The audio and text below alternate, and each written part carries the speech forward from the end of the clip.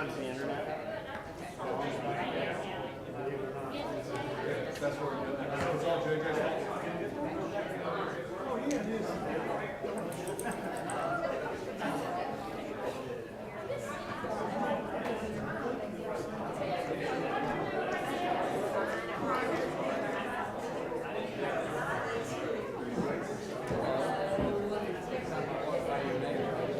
Well, I got news. I have news for you. Yeah. Ready? Oh my gosh. Yeah. I mean, can I guess? They're going to put him on probation. No.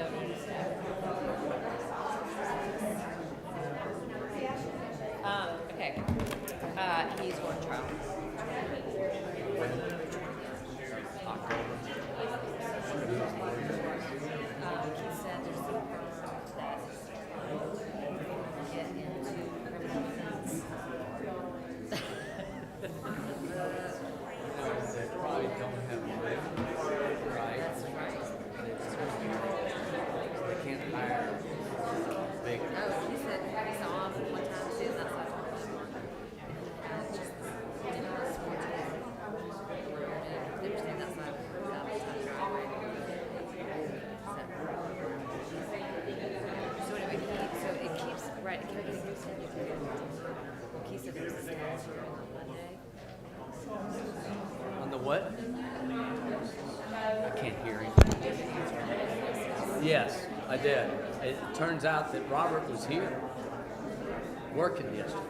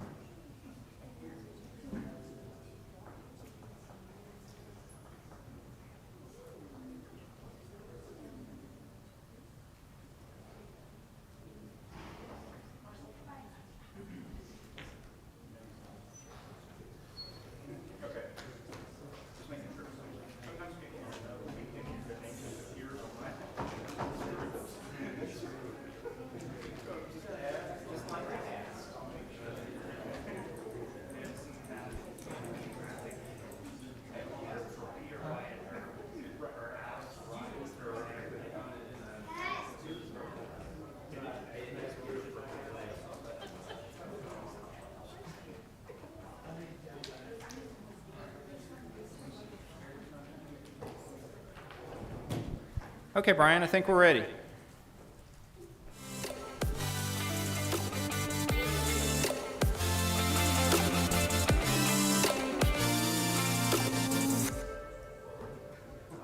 Wow.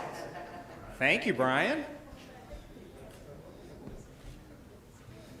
All right. Well, welcome everyone to this October 9, 2023 meeting of the Homewood City Council. We're going to start tonight with a proclamation for Down Syndrome Awareness Month, so I'll turn it over to the mayor. Thank you, Mr. President.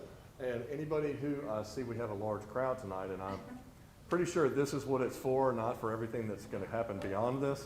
If you guys want to come forward for the proclamation, you are more than welcome.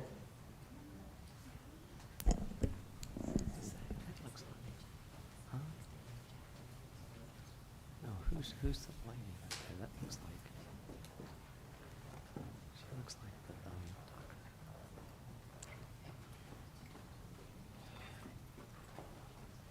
the, Excellent. So, Proclamation for Down Syndrome Awareness Month, October 2023. Whereas Down syndrome is the most frequently occurred chromosomal disorder and is the leading cause of intellectual and developmental delay in the United States. And whereas approximately 1 in every 700 children are born with Down syndrome, representing an estimated 6,000 births per year in the United States, with approximately 85 of those annual births occurring here in Alabama. Whereas possessing a wide range of abilities, people with Down syndrome are active participants in educational, occupational, social, and recreational circles of our communities. And whereas yet despite significant increases in lifespan and intellectual opportunities over the past decade, there is still much work to be done regarding the rights to equality, inclusion, education, medical care, research, employment, and support for people with Down syndrome. And whereas the City of Homewood encourages all citizens to work together to celebrate the lives of individuals with Down syndrome and remember to appreciate and regard every individual with dignity as a valued member of our community. And whereas through public awareness, the City of Homewood supports the initiatives of organizations working to ensure people with Down syndrome have adequate services and are valued by society and can lead fulfilling and productive lives in our community.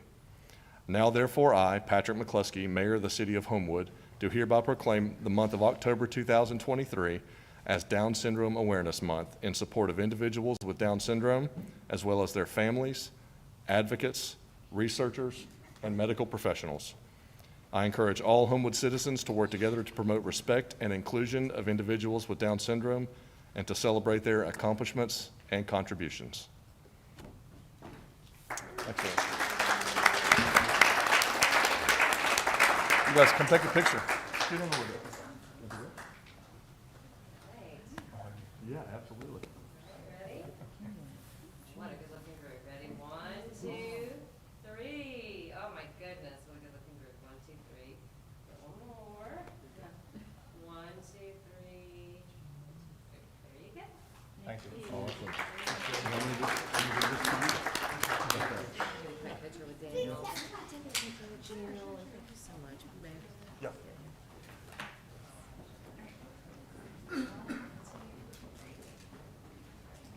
Awesome. Thank you so much.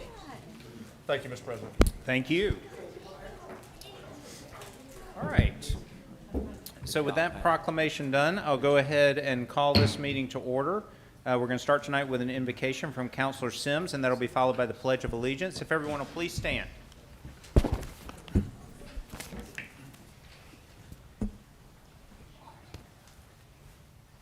God, today, first, we'd just like to say a prayer for peace.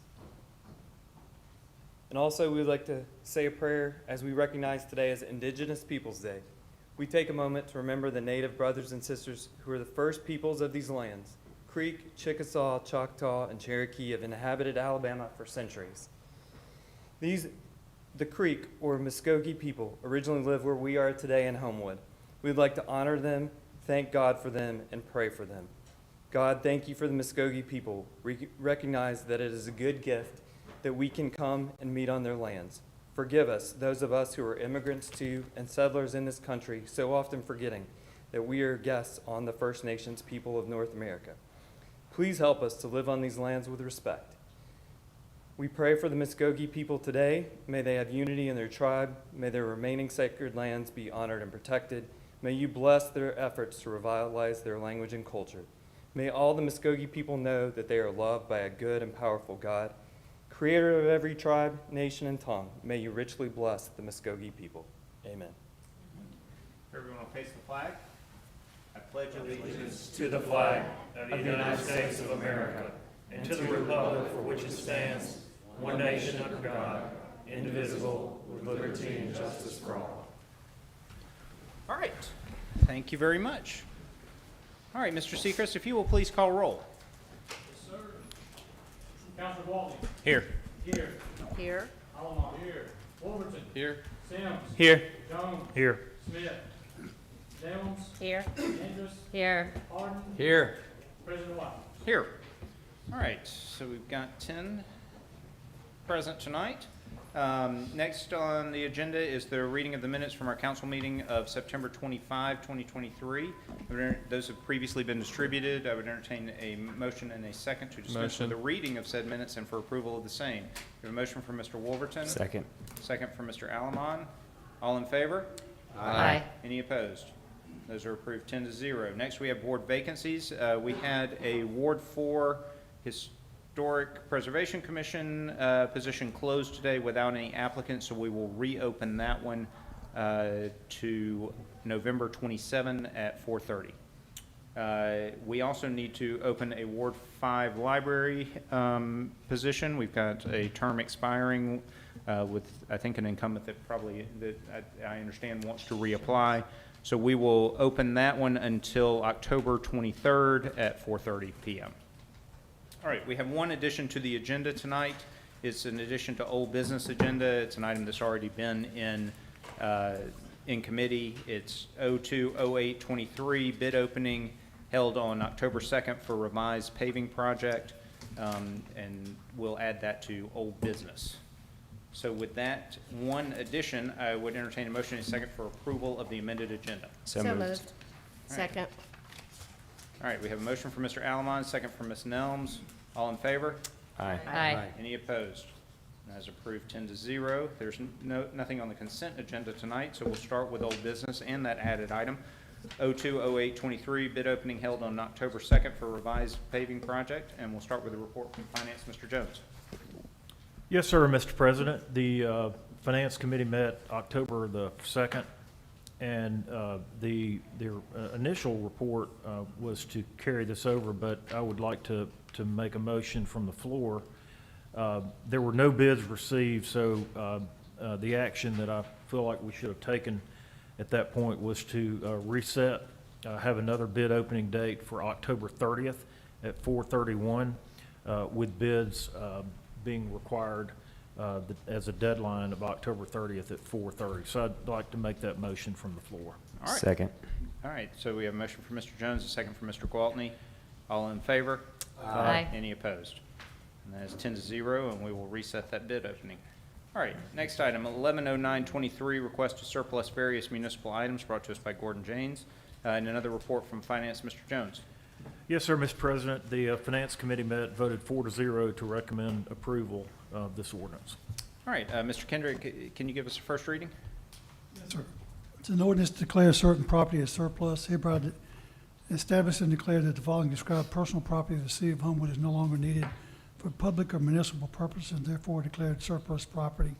The property is a 2010 Crown Victoria, one used air compressor, one electric main lift, approximately 92 black fence panels, and approximately 157-foot fence post. Section 2, that the mayor and clerk is authorized and directed to dispose of the property by auction to the highest bidder. All right, thank you, Mr. Kendrick. Any questions or comments from council? If not, then I'd entertain a motion and a second for unanimous consent. So moved. Motion from Mr. Harden, second from Ms. Nelms, and a roll call vote, please, Mr. Seacrest. Counselor Walton. Yes, sir. Here. Yes. Allen. Yes. Wolverton. Yes. Sims. Yes. Jones. Yes. Smith. Nelms. Yes. Andrus. Yes. Harden. Yes. President White. Yes, so that is 10-0. Now entertain a motion and a second for approval. So moved. Second. Motion from Mr. Gwaltney, second from Ms. Gear, and another roll call vote, please, Mr. Seacrest. Counselor Walton. Yes, sir. Here. Yes. Allen. Yes. Wolverton. Yes. Sims. Yes. Jones. Yes. Smith. Nelms. Yes. Andrus. Yes. Harden. Here, yes. President White. Yes, All right, so that passes 10-0 and will be ordinance 2876. Next item, 120923, request to add amendment to Cahaba Solid Waste contract to allow for fuel rebate, brought to us by Berkeley Squires and J.J. Bischoff, and we'll have another report from Finance. Mr. Jones. Yes, sir, Mr. President. The Finance Committee met, voted 4-0 to recommend approval. All right, so we have a motion from Finance. Any questions or comments? If not, all in favor? Aye. Any opposed? And that is 10-0 and will be Resolution 23-147. Next item, 140823, request for consideration of traffic signage at the intersection of Lucerne Boulevard and Parkway Drive, brought to us by Councilor Sims. And we'll start with a report from Public Safety. Mr. Gwaltney. Yes, sir, Mr. President. The committee met and voted 4-0 to recommend approval of the item. The motion was made by Councilor Nelms and seconded by Councilor Harden. All right, thank you very much. Mr. Kendrick, if you could give us another first reading. Yes, there's an ordinance to further regulate traffic in the city of Homewood and to provide for penalties for the violation thereof. Be ordained as follows. Section 1, every person operating a motor vehicle traveling on or along the northbound lane of Parkway Drive on the easterly side of the traffic island located at the intersection of Parkway Drive and Lucerne Boulevard, identified in Exhibit 1, should cause a motor vehicle to yield to traffic traveling on or along Lucerne Boulevard. Section 2, that every person operating a motor vehicle traveling along the southbound lane of Parkway Drive on the east side of the traffic island located at the intersection of Parkway Drive and Lucerne Boulevard, as identified in Exhibit 1, should cause a motor vehicle to yield to traffic traveling on or along Parkway Drive. Section 3, that every person operating a motor vehicle traveling on or along the northbound lane of Parkway Drive on the westerly side of the traffic island, as identified in Exhibit 1, shall cause a motor vehicle to yield to traffic traveling on or along Lucerne Boulevard. Section 4, no person, firm, or corporation shall park within 30 feet of the yield sign located on Parkwood Drive, as identified in Exhibit 1. Section 2, no person shall park within 30 feet of the yield sign located on Parkway Drive, as identified in Exhibit 1. Section 6, no person shall park within 30 feet of the yield sign located on Parkway Drive, as identified in Exhibit 1. Section 7, the violation of any section of this ordinance shall constitute a misdemeanor and be punished as provided in Section 1-8 of the Code of Ordinances. Section 8, that the chief of police or his designee shall erect or cause to be erected appropriate markings, yield signs at the intersections and places described in Section 1 through 6 and in Exhibit 1 of the ordinance. Section 9, this ordinance shall become effective immediately upon its adoption by the city council and approved by the mayor, as otherwise becoming law. All right, thank you. Any questions or comments from council? If not, then I entertain a motion and a second for unanimous consent. A motion for Mr. Allen, second for Mr. Sims, and a roll call vote, please, Mr. Seacrest. Councilor Gwaltney. Yes, sir. Gear. Yes. Allen. Yes. Wolverton. Yes. Sims. Yes. Jones. Yes. Smith. Nelms. Yes. Andrus. Yes. Harden. Yes. President White. Yes.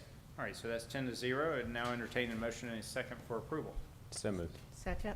Motion from Mr. Gwaltney, second from Ms. Nelms, second from Ms. Nelms, and another roll call vote, please. Councilor Gwaltney. Yes, sir. Gear.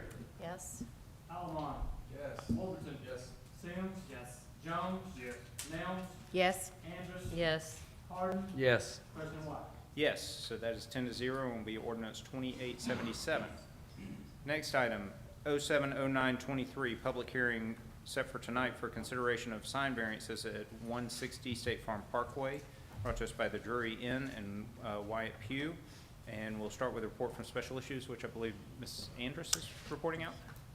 Yes. See my array of minutes up here. Let's see, we met last week. Special Issues met last week, and we voted 5-0 to refer this item to the full council without recommendation pending the public hearing.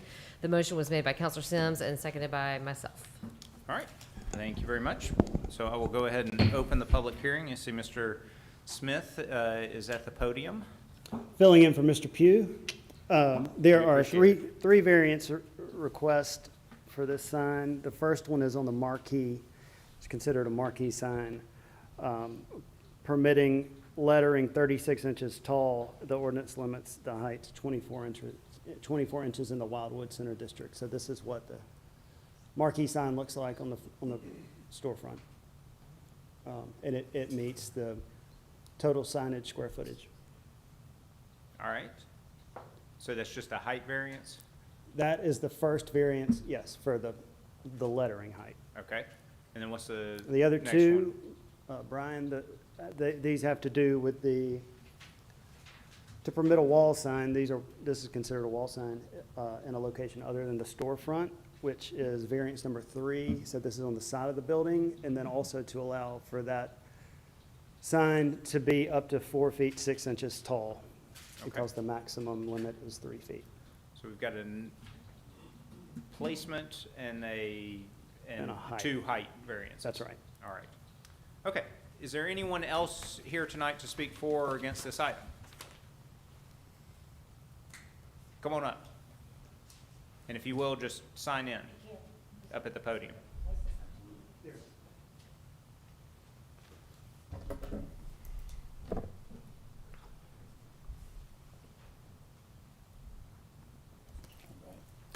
Good evening. My name is Graham Roop. I'm with Drew Development Corporation out of St. Louis, Missouri. We own the 138-room Drury Inn and Suites. We are currently, well, I shouldn't say currently, actually upcoming, starting next week, we will begin an interior and exterior renovation, which will be a significant reinvestment into the property. And along with that, we are intending on updating our sign package to our new logo. And would appreciate if you guys could approve these 3 variances so we can get on our way. Thank you very much. Thank you. And I'm here for questions as well. I'm going to ask for questions just a second. Let me see is there anyone else here to speak for or against this item? If not, then I'll go ahead and close the public hearing and ask if there are any questions or comments from council. Yes. Yes, ma'am. So the change is like y'all did like a new branding for the logo? Yes, ma'am. Okay, and that changed the size, like for all of them? It or- was, so most people would typically say that they can't even tell that there's a difference. Like if you ask my mom, she would have no idea. But it is a little bit different. It's a little bit more vertical. The D we've increased to where if you look at the RURY, it will be a little bit smaller. So in the variance where we're getting the size for a 4'6", that's going to be the Just the only yes, ma'am. Oh, okay. Exactly. So everything else will be significantly Okay. smaller. Any other questions or comments? Motion approved. Second. All right, so we have a motion from Mr. Allamon, second from Mr. Gwaltney. All in favor? Aye. Any opposed? And that is approved 10-0 and will be resolution 23-148. All right, thank you very much. Everyone. Appreciate it. All right. Next item, 150923, request to set a public hearing for consideration of a sign variance at 2713 18th Place South, brought to us by Dunn Real Estate and David Brandt of Favorite and Wyatt Pugh. We will set that public hearing. Mr. Kennedy, just make sure I'm okay. I can set that for our next meeting, correct? Yes. On the 23rd? So we'll set that for October 23rd at 6 p.m. All right, next item, request to set a public hearing for consideration of a sign variance at 169 State Farm Parkway, Suite 101, brought to us by Stanton Optical, RME Signs Pro LLC, and Wyatt Pugh. We will also set that public hearing for October 23rd at 6 p.m. All right, I'm going to take the next 2 items. We're going to do them out of order. So we'll start with 090923. Public hearing set for tonight for consideration to rezone 85 Bagby Drive from C1 to MXD.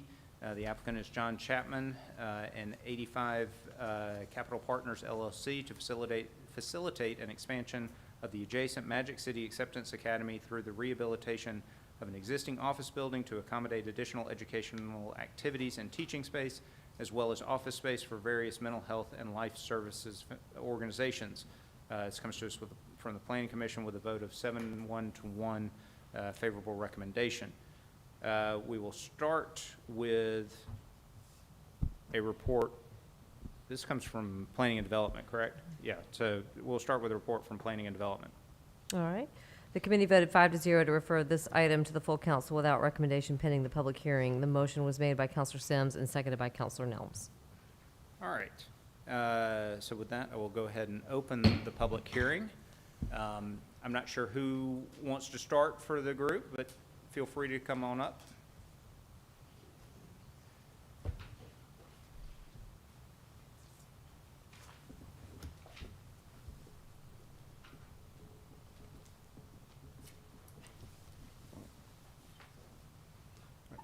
Randall Minor, 130 Stratford Circle, representing the property owner. There's two applications here, as John Chapman, the principal of the property owners for both of those applications, will explain. We've requested that they go out of order just because I think it'll make more sense, and we're going to give a brief presentation for this one, and then obviously answer questions, and then there'll be a separate presentation that we'll do for the other item. Thanks. All right. Mr. Chapman? Thank you. Good evening. John Chapman with Ferris Properties, 2400 Arlington Avenue, 35205 here in Birmingham. As I mentioned, we're a Birmingham-based company. We're a diversified real estate firm. We operate currently in the states of Alabama and Mississippi. If you look at the projects we're involved with, primarily we're a multifamily shop, so we do a lot of apartments as far as a percentage of our total portfolio. Additionally, we do some commercial projects, and more recently, within the past 5 or 6 years, we've become involved in the community impact space. And that's been a very rewarding space for us. A local kind of noteworthy project that operates in that world would have been our redevelopment of the old Dewberry Engraving Building down on 5th Avenue South in Birmingham, that's now home to the 1917 clinic that's operated as a specialty clinic of UAB. World-renowned, fantastic group. It's been a great experience for us. And that's really what's led to us being before you a few years ago in asking for our rezoning of a formerly C1 property on Bagby Drive, 75 Bagby Drive, to mixed use that's now home to the Magic City Acceptance Academy. So it's when those community impact pieces and the multifamily impact pieces collide is very exciting, and so one of the projects we'll speak to you tonight is on that front. Again, we've referenced there'll be two projects. I understand we're now before you for the 85 Bagby piece. I just want to do my setup for both, and then we'll get specifics on those. The two projects are similar schedules, similar locations, but they are very different applications, although they do overlap. Both of the projects are intended to provide uplift and support for persons who are marginalized in our community, and folks who can benefit greatly from a supportive environment and from an ecosystem that we're hoping to create on Bagby, or really continue, I should say. These people, these persons in the communities we're going to speak to are both local to us, and I think it was great to see the proclamation this evening. I think that was a great setup. But they're also from other surrounding counties, regions, and beyond, and Karen can speak to that when she's at the podium later this evening.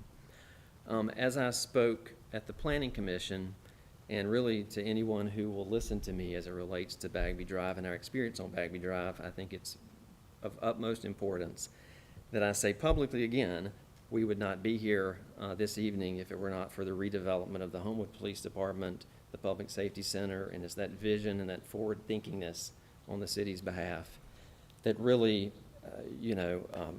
solidifies our belief in the location. Although this property and these projects we'll speak tonight have been blighted for lots of years, it's a fantastic pocket, and again, without the city's vision on that front, I don't think we would be here. Relative to our development team, we're very fortunate to have put together a fantastic team, all of which are local participants, and I think they're known commodities to the city. CCR Architecture is working with us for our 85 Bagby project. KPS Group is working with us for our 55-65 Bagby project. Brasfield & Gorey has been our construction partner of choice as we developed the first Magic City Acceptance Academy at 75 Bagby Drive, and we intend to use those folks again. Dave Irich is our landscape architect of record on the projects, and Scholl Engineering is our civil engineer of record for both projects. Specific to the 85 Bagby piece that, again, we're speaking to you now, this is an expansion of 75 Bagby, which formerly was a blighted office structure in very similar physical condition to all of the buildings we'll speak to tonight. What we're seeking related to our rezoning of mixed use is for the school's expansion. We've got an illustration here on screen tonight. I'm going to ask Scott Burnett with CCR Architects to come and speak to the physical redevelopment plan for the building And then I'll ask Karen Musgrove to come speak to us on behalf of the school operation itself.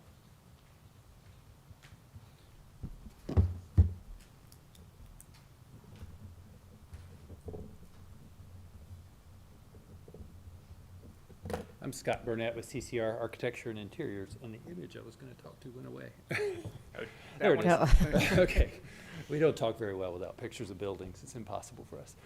So in the image you see on screen, the top building is the existing Magic City Acceptance Academy, just to get you oriented. And then the building further down the hill is 85 Bagby Drive. And so we realized there was a way to connect the pedestrian, the students between the original building and the new building by creating a covered crosswalk and then a bridge that elevates you above the parking lot and takes those kids straight into the second floor of 85 Bagby Drive. So that walk gives those students access to the top 2 floors of the building and leaves the lower floor available for mixed use, which is the plan, and the reason for that zoning is to allow for the lowest floor to be office space.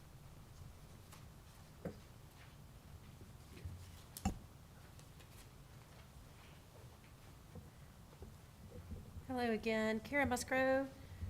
I'm the CEO of the Magic City Acceptance Academy. So just to kind of give you all a heads up on or an update on where we are firmly settled into year 3. We have 347 kids at the school, 6th through 12th grade. 61%, 60% are at free reduced lunch. Around 32% are Latina or Latinx. And so they're doing great and they're thriving. And so our goal is to expand into this new space, and that will put us at around 550 to 600 kids, still 6 through 12. We might go to 5th grade, but not really sure yet. And our goal into this space is to add a band room, because right now we don't really have a really good band room, and also a theater black box space, and then additional classrooms, and then more specifically, mental health space. So we will be able to do more mental health opportunities with the kids, and then also to the surrounding area. That could be family counseling, individual counseling, or telecounseling and telehealth as well. So it's just an expansion of what we're doing at the school. All right. Thank you very much. All right. Anybody else that's here to speak for or against this item? If not, then I'll go ahead and close the public hearing, ask if there are any questions or comments from council. I would like to just highlight what I said at the Planning Commission, which is, and also to highlight what John pointed out about the redevelopment in West Homewood, that these were originally 4 very unloved buildings that were, 2 of which we were about to condemn this summer. And the fact that we, the city, the school, the academy, has been able to breathe life into that campus, create something that was not there at all before, and grow and thrive in that space is just a wonderful success story. And it's everything that any city should ask for. So those are my comments. All right. Mr. Kendrick, if you'd give us a first reading, please. Yes, sir. It's an ordinance to further regulate and amend Ordinance 1602 entitled a zoning ordinance and the zoning map of the city of Homewood. Whereas the Planning Commission is favorably recommend that the property described herein be rezoned from its current zoning classification C1 Office Building District to the city's MXD Mixed Use District. Whereas the City Council has set the public hearing to be October the 9th, 2023 at 6 o'clock p.m. Now therefore be ordained by the City Council as follows, that the following described property described in Exhibit A, which is the legal description, known as 85 Bagby Drive, parcel ID 20001420040007, is hereby rezoned from the city's current zoning classification C1 to the MXD zoning district pursuant to a development plan attached as Exhibit B. Section 2, that from and after the enactment of this ordinance by the City Council and approved by the mayor, that the restrictions applicable to MXD zoning district is set out in this ordinance and Ordinance 1602, previously adopted by the city. The final development plan attaches Exhibit B and a proffer made by the applicant that the permitted uses of the property shall be limited to facilitating expansion of the adjacent Magic City Acceptance Academy through the rehabilitation of existing office building to accommodate additional educational activities and teaching spaces, as well as an office space for various mental health and life services organizations shall control the uses made of and permitted on the property described in Section 1. Section 3, to October the 9th at 6 o'clock p.m. is the time and place for the public hearing. Section 4, the city clerk is given notice as required by law. Section 5, if any part of provision or ordinance declared to be unconstitutional by a court of competent jurisdiction, all the parts remain in full force and effect. Section 6, that the ordinance shall become effective immediately upon its passage by the city council, approved of the mayor, as otherwise becoming law. All right, thank you very much, Mr. Kendrick. All right, if there are no other questions or comments, I'd entertain a motion and a second for unanimous consent. Second. All right, motion by Mr. Alamont, second by Ms. Andrus, and a roll call vote, please, Mr. Sechrist. Counselor Walden. Yes, sir. Gear. Yes. Allen. Yes. Wolverton. Yes. Sims. Yes. Jones. Yes. Nelms. Yes. Andrews. Yes. Harden. Yes. President White. Yes. So that is, Before we adopt the ordinance, yes. consider the ordinance, I want to make sure the record's clear. The proffer that I read is made by the applicant. Yes, sir. That's exactly what we proffered. Thank you. All right. Second. All right, so we have a motion from Mr. Alamont and a second from Ms. Andrus, and another roll call vote, please, Mr. Sechrist. Counselor Walden. Yes, sir. Gear. Yes. Allen. Yes. Wolverton. Yes. Sims. Yes. Jones. Yes. Nelms. Yes. Andrews. Yes. Harden. Abstain. President White. Yes. So that is 9-0-1, and is an approval, and will be ordinance 2878.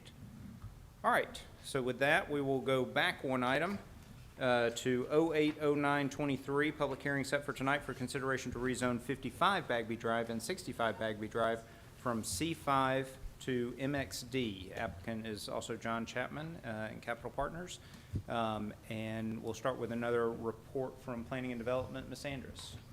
Yes, the committee voted 4-0 to refer this item to the full council without recommendation pending the public hearing. The motion was made by Counselor Sims and seconded by Counselor Wolverton. All right, so I will go ahead and open the public hearing on this item. Mr. Minor, are you starting off again? Yes, sir. All right. Randall Minor again, 130 Stratford Circle, representing the applicant for this property.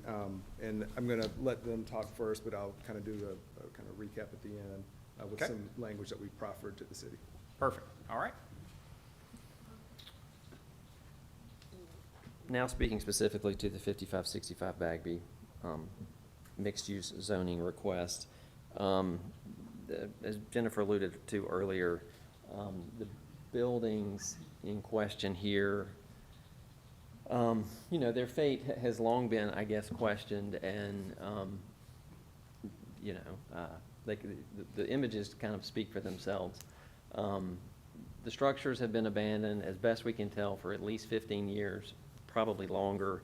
Bell South, I think, was the last occupant in the structures. You know, since we became involved with 75 Bagby, we were before the council, I believe, at the end of 2020, the beginning of 2021. You know, we've had our eyes on the full Bagby and what to do with it, candidly, because we want to support the school. We want the ecosystem and that environment that surrounds the school to be positive and uplifting and be an absolute blessing to the folks who are there day in and day out. And so we've searched long and hard to figure something out. The idea of these structures being placed back in service as offices it is just not going to occur. I mean, candidly, that would be the most economically viable solution for things if that were to be the case, but that ship has sailed, and so we've pivoted, and we think we've pulled together a plan that speaks to needs of a community that certainly exists within our own community and region, but much larger as well. And so our plan, and the reason for being before the council tonight, is for the structures to be redeveloped into a mixed-use facility that would be residential primarily in nature, but also has some other multi-uses that we're going to speak to. But the residential component of the structures would be specific for those 55 and up and for those persons in our community who are living with an intellectual and developmental disability, so an IDD community. Those two participants would be the folks that we would plan to occupy the buildings. Contained within the structures, within the residential units, we will be constructing a new building at grade level that would act as both the entrance to the property as well as house a medical deliverable that would be operated by our operating partner in the Magic City Wellness Center, which is an offshoot of Birmingham AIDS Outreach that Karen Musgrove will speak to in a moment. And then also our second operating development partner on this would be Triumph Services, who have long operated in our community and are providing great amount of support and uplift for the IDD community that we also are targeting with this redevelopment. So I'm going to let Beth Zions, who is CEO of Triumph Services, speak to that. First, I'd like to ask Gray Plosser to join me at the podium and let him walk us through the development. Mr. Chapman, let me interrupt you real quick, just to make sure everyone's on the same page. Sure. Just, and I know I'm being precise with language, but there's a reason for it. So I just want to make sure.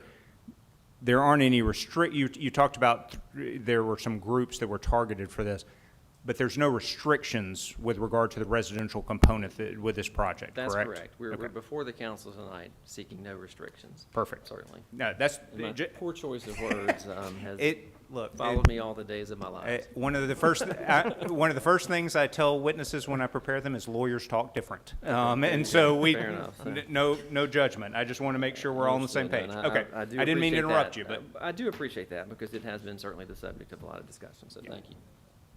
Greg Plosser with KPS. Greg Plosser with KPS Group. It's our privilege to be working with John on this project, as we have several others previously. It's an exciting thing for us. I've been practicing architecture and planning for 50 years, and I've come to think that for the most part it's a lot more fun to turn something that has become useless into something useful than it is to start from scratch. It's more challenging and it's more fun for sure, but our firm has also done planning for most of its history and had the privilege of being associated with Homewood in its land use plan and the preparation of that land use plan. And it's also fun when, a good plan comes together and the things begin to happen that were intended or hoped for in that. I think John made the allusion to what the city is doing, and as a poor citizen, I think one of the most important things that any municipal government can do is to be about facilitating and encouraging redevelopment in their community, reinvestment in their community constantly. And you all know of communities who have failed to do that. So my hat's off to you for what you started back then with that land use plan, for putting the public safety facility out there as an anchor. Those things have made it possible for somebody like John to come forward and come up with an idea to reuse those things in a creative and productive way, productive in terms of taxes and all sorts of things. Well, so the job, specifically from a design standpoint, is simply taking a couple of old, rather anonymous buildings and turning them into something else. And the truth is, they actually are not too bad for housing. They got long corridors, but those two buildings will ultimately accommodate about 170 multifamily units, predominantly single bedroom units. There'll be a few two-bedroom ones, but not many. And those will then be focused on a new commons facility in the middle between them, where the bridge is now, which is, I started to say is going to come down. It's already coming down. Has been for a while. But that new commons facility is just exactly that. And it's the opportunity to establish a new, fresh image for the facility as well, both for the people that are going to live there, but also for people who pass by. Its impact on the neighborhood will be changed, will be different, just as the school has been. So they're not in and of themselves particularly inviting, but by the time we get through with them, they will be. And they'll be a great place to live. John doesn't like me using the phrase, but making a silk purse out of a sow's ear is really what it's all about. And to think that you almost tore them down is to have run the risk of denying that opportunity. So again, my hat's off to you. We're privileged to be involved with it. It's a great bunch of people. They're passionate about what they do. And it's fun to work with somebody who's passionate about what they're doing, particularly at my age. I think that the design is an important thing. I'd like to point out a couple of things that are important, I think. Number one, the new Commons building, which there was a rendering of somewhere. There it is, right there. Is going to be very open and welcoming. Two, the site will be significantly less impervious material than it is now. In other words, it's all building and blacktop.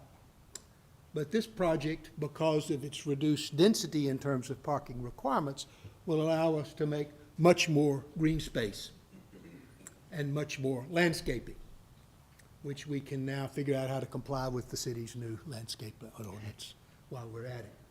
But that's a significant change in the character. Forget the buildings being there, but the changes in the site, and they will present a different image. And all part of, I think, a sort of momentum that's occurring in that whole segment of West Oxmoor, all the way from the street all the way to the top of the hill. And we're privileged to be a part of it. Thank you very much. As I referenced earlier, we have two operating partners with us on this project. Karen Musgrove, who we've worked with on multiple projects. Again, it started out at the Dewberry 1917 clinic that I referenced earlier, and certainly continued at the Magic City Acceptance, and will do so with the expansion of the school. One of Karen's deliverables is that she operates a facility known as the Magic City Wellness Center, which, for layman's terms, is a dock in the box type deliverable. And so her plan for this, and I'll let Karen speak to that, is to bring that concept here to this structure, which again, the mixed use will allow for that. But she'll also have a component of that deliverable that will speak to the geriatric services that, in our opinion, don't currently exist. And so I'd like Karen to maybe address her functions within the building. Yes, hello again. So my other job is CEO of Birmingham AIDS Outreach, or also BAO. So we have two nonprofits, the school and then BAO. BAO has been in existence since 1985. I know some of y'all know BAO. In 2016, we opened up the Magic City Wellness Center, which basically is just your family medicine providers. And we started off in this really small building, and then we got to expand in 2020 into the Dewberry building with UAB. So another example of a great partnership. We have two full-time medical MDs, 3 nurse practitioners, 6 licensed counselors, and then, of course, our research team.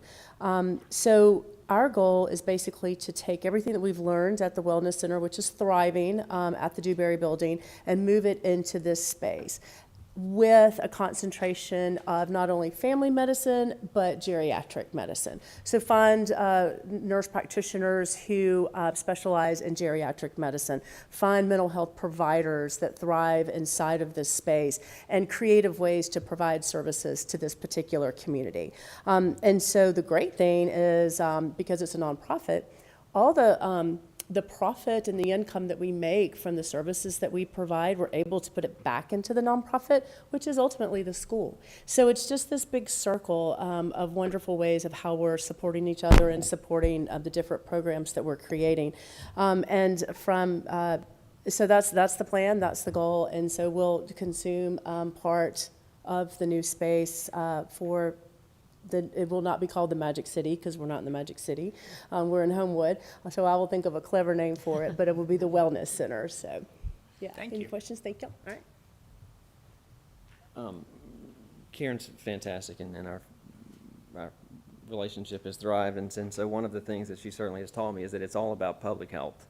And really, at the core of all of this is kind of this public health piece that just keeps recirculating.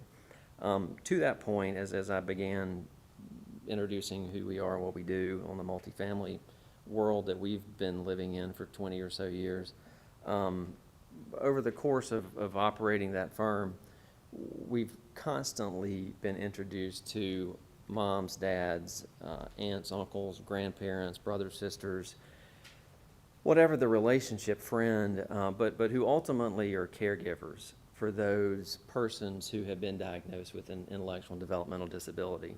And so it's navigating the housing piece of life with them that has been wildly rewarding, but it's also very challenging.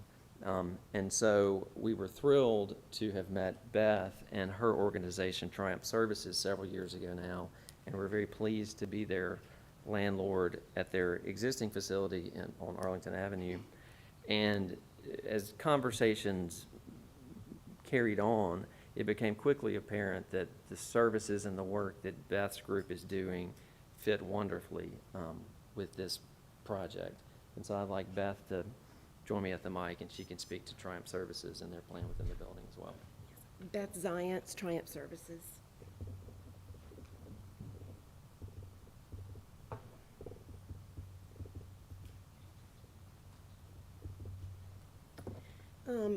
I come to y'all tonight both as obviously the leader of Triumph Services. We work with adults in high school age with developmental and intellectual disabilities. We work with a very small subgroup of these individuals. We work with a subgroup that live independently. For all practical purposes, they're like anyone else. They sometimes need a little help with certain things, so that's where we step in. I also come to you as a parent. I have a 19-year-old that's navigating her way through college as an independent college student. So I come to you as a parent as well as a professional. Housing is a great need for this community for multiple reasons. Number one, a lot of them do need that little bit of extra help, but it's not necessarily the help that you think about. It's not the day-to-day living, or they would not be living on their own. It's not for medical reasons. We don't oversee medication. We don't do anything medical. So if someone is not independently able to live at home for medical reasons, they would not fit the criteria of being a participant of ours and allowing us to serve them. But we help with budgeting. We can help with taking them to the grocery store. A lot of our participants don't drive, so they rely on the bus. The location of this proposed apartment complex would be fantastic because it would have a great bus stop, which I think was part of the plan, was to have a very nice bus stop with covered place for them to be out of the rain and all of that. But it would also allow us to serve a larger amount of people in the Birmingham area as well as statewide. I could see an apartment complex like this, and where there's services that we can help, where people would be more willing to move to the greater Birmingham area. The options now are basically twofold. It's a traditional apartment, which they do well in, but there's a loneliness factor to that. When you talk about the neurodiverse community, you know, there's some comfort knowing that they're in an area where they can have people that are like them and that they can relate to. There's also the availability of services in this city. We would love to serve more and more people in this city, but quite frankly, when I have someone working 8 hours a day and they're going from Trussville to spend an hour with one participant to Mountain Brook, then over to Hoover, I mean, we're able to serve 3 or 4 people a day. So obviously the expense for those services are pretty great because of the time it takes from my staff. So I think to be able to have more individuals that would be able to live independently in an apartment by themselves, but the families have the peace of mind to know that if they wanted to choose to have services, that we could provide services more frequently and obviously at a more cost-effective way because we would be going to one location. There are also other service providers in the city. You know, obviously if they had personal services from somewhere else, they could be served there too. I mean, it's, you know, it's just an apartment complex where it would happen to house a lot of participants that we could help. We also see a great advantage to the over 55 population. I really don't like to think of that as aging because I'm right there. So it's kind of hard for me to say that 55 is aging, but it's a great population mix because there's just a lot of similarities. You know, they all kind of need an extra hand from time to time. But again, this is not like an assisted living facility. We do have participants that move to assisted living facilities. Those are the ones that would have medical issues where they really need that assistance, or you know, significant mobility issues or safety issues. The population, again, that we serve that would live in these apartments would be the same people that could live next door to you. It just would be in an environment where there would be a lot of help and services for them. All right, thank you. Yeah, go ahead, Randall. All right. Thank you guys for listening to the presentation. So I got involved about 3 or 4 weeks ago just to kind of walk through some of the legal issues associated, you know, as Council President Wyatt mentioned, you know, that we're not seeking restrictions as part of the ordinance, but we are working, you know, within the constraints of law to kind of develop an operational plan for this proposed facility.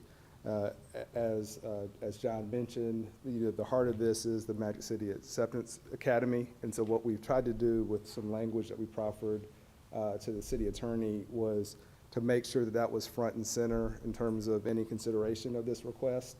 But at the end of the day, the key here is they are separate properties, but all of this is in conjunction with expanding and facilitating the Magic City Acceptance Academy. You know, you heard from 2 of the nonprofit service providers for this that kind of explains why it's a mixed-use project. That's why the MXD zoning designation we think is appropriate because of the way the buildings are. We're dealing with existing buildings. We're fitting in the space. And so the plan is, you know, as has been articulated to you guys, to have a holistic campus with green space, with the dock in the box, et cetera, that serves the school, but also has uses adjacent thereto that serve the school as well, right? So that's the holistic thing that we've been trying to do. Obviously, there might be questions, and so we brought the full team in case there are questions. And obviously, as you can tell from the presentation, we're very passionate about this. This has been something that obviously there's a financial return, hopefully, but really this is really just a labor of love to kind of do the right thing. So happy to answer any questions, and we're available. Thank you. Let me do this. Is there anyone else here to speak for or against this item? Come on up. You did. You get.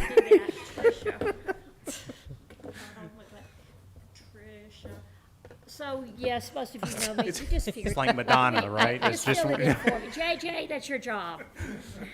But yes, as I said last time, the need is so great, I can't believe it.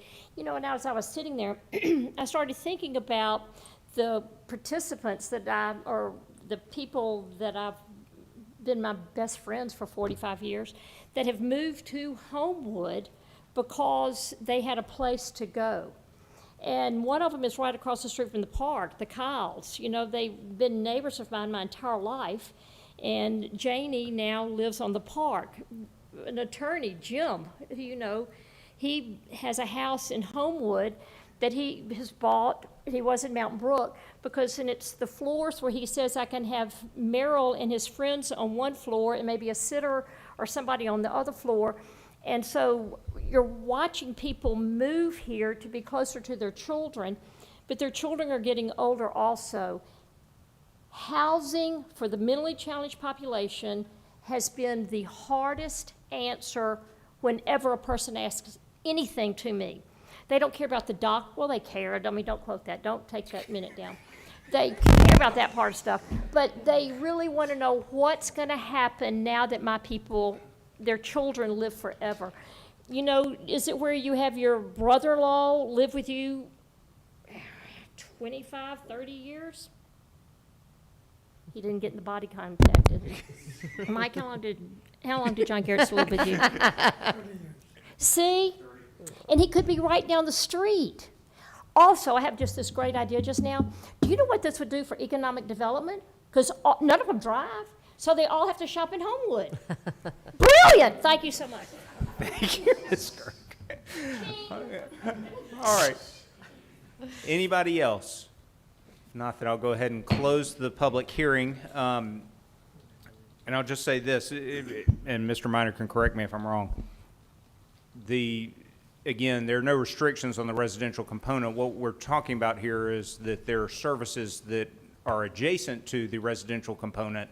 And so when everyone's talking about residences, they're talking about people who would want to live near those services, rather than, but anybody can live there. That's correct. Okay, all right. All right, any other questions or comments from Mr. Alamon?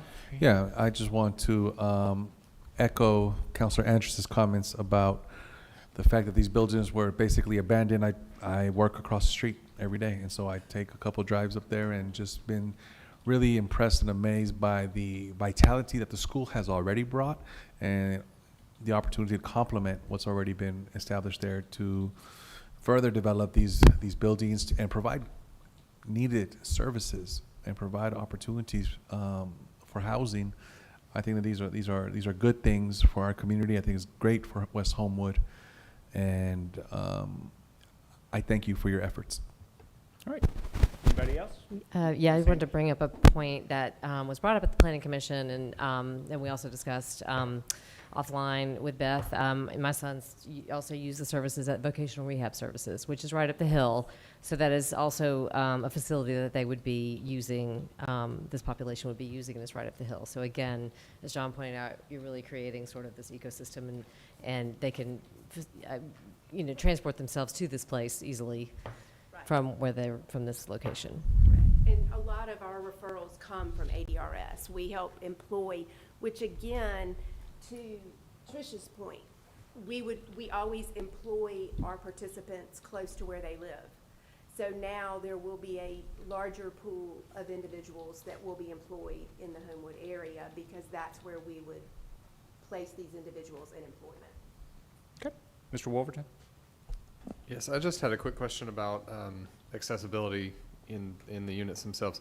So, and maybe I missed it, but are any of them going to be physically handicap accessible? I know kind of geared towards an aging population was mentioned originally, but I guess I didn't hear a breakdown, but also to tie in Voc Rehab's up the hill, but also Children's Rehab Service that does a lot of work with people with wheelchairs and, alternative mobility. So just kind of, as that population ages, they tend to go more into Voc Rehab, but still have some of those impairments. Again, I know there's been an emphasis on people with intellectual disabilities, but there's also a different population that I think sometimes has difficulty finding accessible housing too.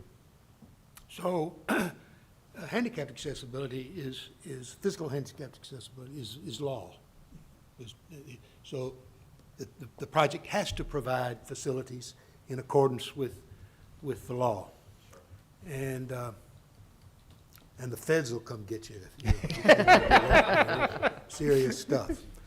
But beyond that, I think we've had discussions with John. There's a new concept. It's not that new, but it's been around. It's called universal design, and it's really about a whole range of issues that, in many cases, are small details that make it easier for a broader cross-section of people to live there, or a broader cross-section longer to live there. And so I think there are a number of those things which we've talked about, which we will incorporate into the project, which will, and some of them you'd never notice unless you had a particular issue, physical issue that this responded to. But I think the idea is that the project will have a number of those characteristics of universal design, which will broaden its capacity to accommodate people with lots of different kinds of physical disabilities, not just the neurological. And some have both, to be. Yes, that's right. That's right. Nothing is ever specialized. Okay. Thank you. All right, Mr. Kendrick, if you give us a first reading. Yes, there's an ordinance to regulate and to amend the zoning ordinance and the zoning map of the city of Homewood, whereas the planning commission has favorably recommended that the property described herein be rezoned from its current zoning classification C-5 General Business District to the MXD Mixed Use District zoning district, whereas the council has determined to set a public hearing on October 9, 2023. Now therefore be ordained by the city council as follows: that the property described herein with the address 55 and 65 Bagby Drive with a legal description attached as Exhibit A, be and the same is hereby rezoned from its current zoning classification C5 to MXD pursuant to the development plan attached as Exhibit B. Section 2, that from and after the enactment of this ordinance by the city council, the restrictions applicable to the MXD zoning district, this ordinance, the final development plan attached to Exhibit B, and the proffer made by the applicant that the permitted uses of the property shall be limited to facilitate an expansion of the adjacent Matic City Acceptance Academy through rehabilitation of 2 existing vacant office buildings to contain residential apartments as well as office space for various mental health and life services organizations shall control the uses made of and permitted on the property described in Section 1. Section 2, that 6 o'clock on October 9th is the time and place for the public hearing. Section 4, that the city clerk has given notice as required by law for this public hearing. Section 5, if any part or provision of the ordinance is declared to be unconstitutional or invalid by a court of competent jurisdiction, all other parts, provisions, or sections of the ordinance not thereby affected shall remain in full force and effect. Section 6, the ordinance shall become effective immediately upon its adoption by the city council, approval by the mayor, and otherwise becoming law. All right, thank you, Mr. Kendrick. With that, I would entertain a motion and a second for unanimous consent. Second. Motion by Mr. Alamon, second by Ms. Andrus, and a roll call vote, please, Mr. Sechrist. Sir, Counselor Gwaltney? Yes, sir. Gear? Yes. Allamon? Yes. Wolverton? Yes. Sims? Yes. Jones? Yes. Now? Yes. Andrus? Yes. Hart? Yes. President White? Yes, so that is 10-0, and now I would entertain a motion and a second for approval, but right before I do that, I just wanted to thank y'all for the proffer. I appreciate working with everybody on that. So I'd entertain a motion and a second for approval. So moved. Second. All right, motion by Ms. Andrus, second by Ms. Nelms, and another roll call vote, please. Mr. Sechrist. Sir, Counselor Gwaltney? Yes, sir. Gear? Yes. Allamon? Yes. Wolverton? Yes. Sims? Yes. Jones? Yes. Now? Yes. Andrus? Yes. Harden? Abstain. President White? Yes, so that is 9-0 to 1 and is approved and will be ordinance 2879, which brings us to the end of our old business agenda. And yeah, go ahead. You're fine. I didn't want it to be incomplete. No. I appreciate it. Thank you. All right. Thank y'all. And brings us to our committee referral agenda. I would entertain a motion and second for approval of that agenda. So moved. Second. All right. We have a motion from Mr. Alamon, second from Mr. Gwaltney. All in favor? Aye. Any opposed? That is approved 10-0, which brings us to other new business. First item, 1023, request to set a public hearing for consideration to rezone 1906 Courtney Drive from C1 to C2. The applicant is McConnell White and Terry Realty, an insurance company, to facilitate the proposed redevelopment of the Homewood Piggly Wiggly grocery store. This comes to us from the Planning Commission. Ms. Andrus, that vote on the rezone was was it 7-2? On the rezone, it was 8-1. 8-1. On the Excuse me. development plan, it was 7-2. Got it. All right, so that was 8-1 favorable recommendation. We are going to set that public hearing for November 6th at 6 p.m. All right, next item, 09-10-23, request to set a public hearing for consideration to approve a final development plan for 3030 Independence Drive, 3008 Drake Street, 1909 Oxmoor Road, and 1906 Courtney Drive from, which is, the zoning is C1 and C2, and the applicant is McConnell White and Terry Realty, an insurance company, for the proposed redevelopment of a 3.21 acre site centered around the planned construction of a new 27,650 square foot Piggly Wiggly grocery store to a new 6,000 square foot retail building, as well as associated parking, landscaping, and other site improvements. This comes to us from the Planning Commission with a vote of 7-2 favorable recommendation. We will also set that public hearing for November 6th at 6 p.m. Next item, 10-10-23, request to set a public hearing for consideration to rezone 1300 Columbiana Road from I-2 to C1. The applicant is Eric Rogers, Progressive Properties, and the owner is Second Presbyterian Church, to permit construction of a 20,125 square foot single-story medical office building. This comes to us with a Planning Commission vote of 4-5 unfavorable recommendation. We will set that one also for November 6th at 6 p.m. So get ready for a long night on the 6th. Next item, 11-10-23, request to set a public hearing for consideration to approve an amended development plan at 202 State Farm Parkway. The applicant is the Homewood Property Outparcel Owner LLC, to permit the proposed construction of a new 3,726 square foot single-story urgent care medical center, as well as associated parking, landscaping, and other site improvements. This comes to us from the Planning Commission with a vote of 9-0 favorable recommendation. We will also set that one for the 6th at 6 p.m. Next item, 12-10-23, request to set a public hearing for consideration to approve the final development plan at 501 Scott Street. The applicant is Eric Hendon and Hendon Huckstein Architects PC, and the owner is Dr. Michael Kilgore, DVM, centered around the interior and exterior renovations of an existing Homewood Animal Hospital that would be expanded in size to 3,511 square feet to accommodate a combination of office, examination, and treatment services, as well as expanded parking, landscaping, and other site improvements. That one, we're going to hold off and set that one for November 27th at 6 p.m. Yeah, well, truthfully, I tried to do better than that, but I couldn't. So I did what I could. All right. So that gets us to our last item, 13-10-23, request for consideration of approval of vouchers for the period of September 26, 2023 through October 9, 2023. Mr. Jones, does this Yield to Mr. Harden. Yes, I did have a chance to go through the vouchers. It's a little scary that our city clerk and finance chief work on Sundays, but apparently they do. And so I got all the answers to all my questions. So I make a motion to approve. All right, so we have a motion from Mr. Harden, second from Mr. Jones.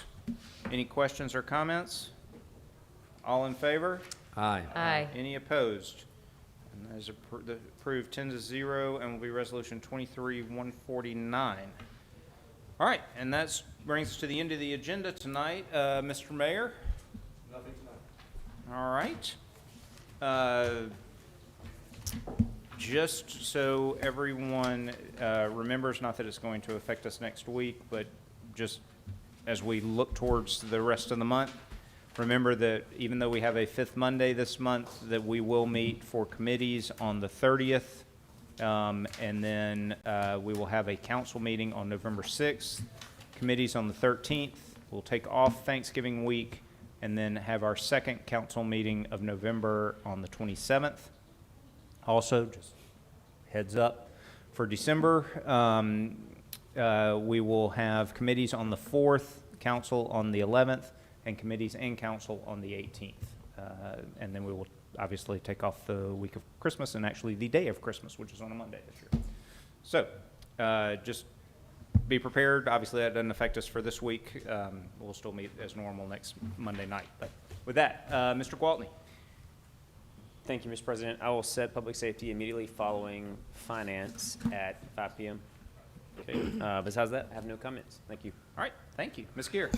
A quick update from the Arts Council. They wanted me to let everybody know that they have 2 new events planned for early next year. One is they're coordinating with Homewood High School Band to help plan and fund a fundraising event for their trip to Ireland. They're going to be featuring Shaun of the South and 2 on a String for a fundraiser at the high school February 4th. And then they've been working with the Senior Center in West Homewood to plan some lunchtime performances with Dolores Hydock. I think that'll also start early spring or late winter.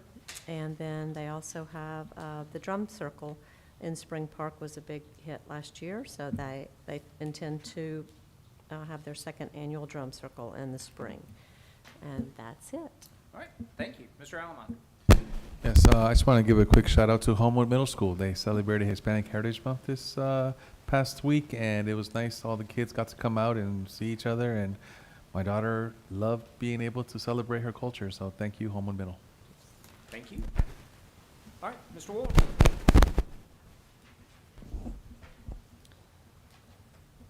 Honestly, I don't really have anything special tonight, other than to give Amelia a shout out for her first soccer goal last weekend. Our girls have played soccer for several years together, but she usually plays defense and got to get in there on offense and score. So it was great. Thank you. Mr. Sims. Yes, the beautification board. No public works, sorry. The beautification board met today, and just wanted to update the council on a couple of things from that meeting.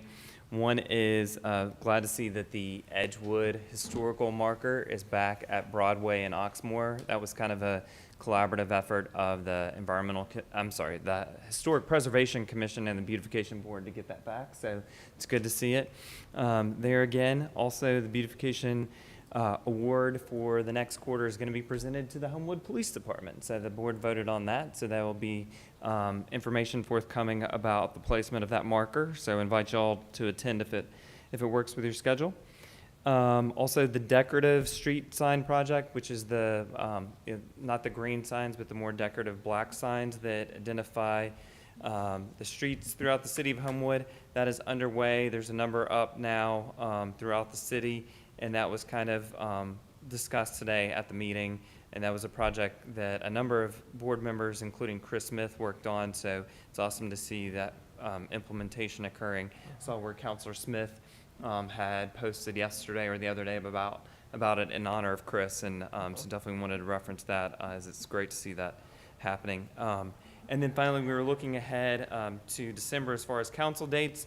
There's a number of dates related to the holidays coming up, and I just want to share. One is the Chamber Open House is on November 2nd. The Christmas Parade is on December 5th, from my understanding, and the menorah lighting will be on December 11th, immediately prior to council, from that 5 to 6 time frame. So hopefully y'all can all attend if your schedules permit. Thanks so much.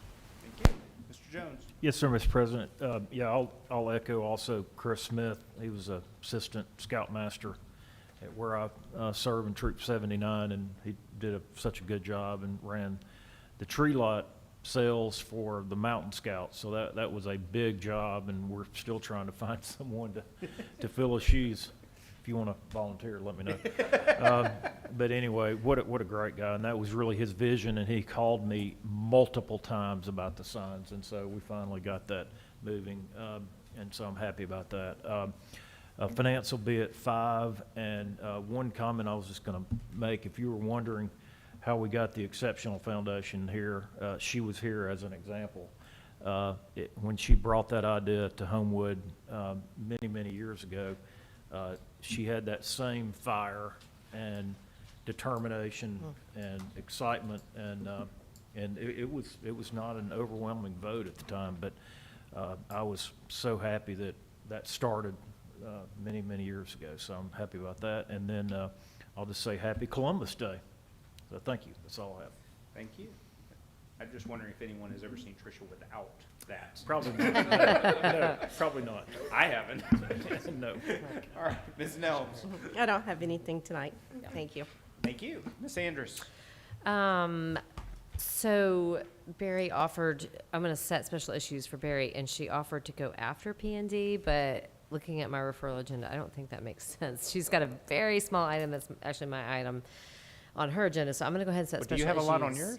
I do have a lot on mine. I'm trying to figure out how to manage that. I'll have to put that together tomorrow. But, so I'm going to go ahead and set special issues to follow public safety, and then I'm going to go ahead and set P&D to follow special issues. So we'll go ahead and give her that spot right after public safety. And speaking of the Exceptional Foundation, with the mayor and President Wyatt and Councilor Smith and spouses to entertainment this year, and it was, I mean, it's great every year, but I don't know, it was a 10-year anniversary, and it was like the best of the last 10 years. It was unreal. I mean, it was so great, and the artwork was fabulous. I got 2 pieces that are hanging in my office right now, but the special, the fun of the night was watching the money go up on the golden retriever painting, and it made it up to $675. We just sat there and we kept, you could just do the QR code at your table, and we just watched it go up and up and up. Keith and I were out after 200. It kept going up. So, but I did get 2 fabulous pieces, and the great thing about that app is if you go into the app, you can see who painted it. And so you see a picture of the artist with their painting. It's amazing. And so it just was a fantastic night, as usual. But this particular night was really wonderful. So, As long as the Backstreet Boys show up. Oh, and Prince. And Prince is good too, but the Backstreet Boys are my favorite. All right, Mr. Harden. The only thing I have, other than I have to go to my daughter, I get to go to my daughter's birthday party in Sylacauga tomorrow. It's halfway between Auburn and here. She's turning 19, I think. Moms know these things, dads don't. But I also always want to thank my co-counselor. She makes my life easy because she does all the heavy lifting. So thank you. All right, thank you very much. I don't have anything tonight other than to thank y'all, everyone, for their work, and we will see everyone in a couple of weeks.